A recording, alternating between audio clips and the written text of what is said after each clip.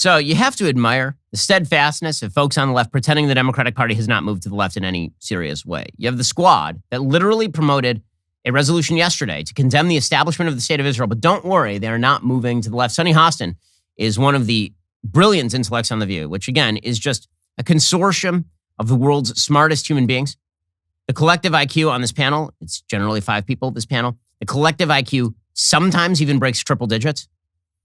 Sunny Hostin, the wisest of them. I mean, it's honestly, it's like a running gun battle as to who is the dumbest person on this show. Between Joy Behar, Whoopi Goldberg, and Sunny Hostin, it's brutal. Sometimes Anna Navarro shows up. It really is. I mean, it's like watching a symposium involving Plato. It's like watching the founding fathers coming up with the Declaration of Independence over here on The View. Here's Sunny Hostin explaining that America is polarizing mainly because of Republicans, because Democrats are actually trying to reach across the aisle. They're coming to the center. Which, I mean, can she define the word woman anymore? They're not even allowed to define the word woman anymore in the Democratic Party. But don't worry, they're coming to the center. If you look at all the studies, the Republican Party has moved further to the right than Democrats have to the left. There's a Pew Research Center analysis that finds that on average, Democrats and Republicans are farther apart ideologically today than at any time in the past 50 years. And that ideological divide breaks down to the Republican Party being an extremist party, and the Democratic Party actually, as you just mentioned, Sarah, moving more to the center. Yes, of course. The Democratic Party has moved to the center. Okay, there's not a single position on which the Democratic Party has moved to the center. You cannot name them. They do not exist. The Democratic Party is now wildly anti-Israel. There are no pro-life Democrats in the Democratic Party anymore. Again, they cannot define the word man or the word woman in the Democratic Party anymore. The Democratic Party is reflecting Bernie Sanders' ideas on the economy. The Democratic Party is not like every position that they held on immigration. The Democratic Party is now a party that openly discussed last year whether to decriminalize illegal immigration.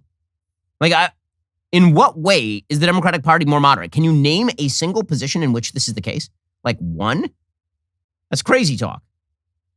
And meanwhile, worth noting here that the Democratic Party, they're just breaking all the rules. Remember, these are the people who are the great defenders of democracy. But Shane Goldmacher, now reporting for the New York Times, a shocking piece of journalisming, actually. This is actual journalism, not even journalisming, from the New York Times. Quote, "The little red box is making a mockery of campaign finance laws. Democratic candidates are all but scripting ads for super PACs and dark money groups to do their bidding in plain sight." Facing a threat from his left flank, Representative Kurt Schrader of Oregon wanted to send an urgent message to allies ahead of his upcoming primary. It was time to go on the attack. The challenge: campaign finance rules bar candidates from directly coordinating with the very outside groups Schrader, a top moderate in Congress, needed to alert. So instead, he used a little red box. On April 29th, Schrader issued a not quite private directive inside a red bordered box on an obscure corner of his website, sketching out a 3-pronged takedown of what he called his toxic challenger, Jamie McLeod Skinner, helpfully including a link to a 2-page Oppo research document about her tenure as a city manager. The message was received. On May 3rd, a super PAC that has received all of its money from a secret money group with ties to the pharmaceutical industry began running TV ads that did little more than copy, paste, and reorder the precise 3 lines of attack Schrader had outlined. From Oregon to Texas, North Carolina to Pennsylvania, Democratic candidates nationwide are using such red boxes to pioneer new frontiers in soliciting and directing money from friendly super PACs financed by multimillionaires, billionaires, and special interest groups.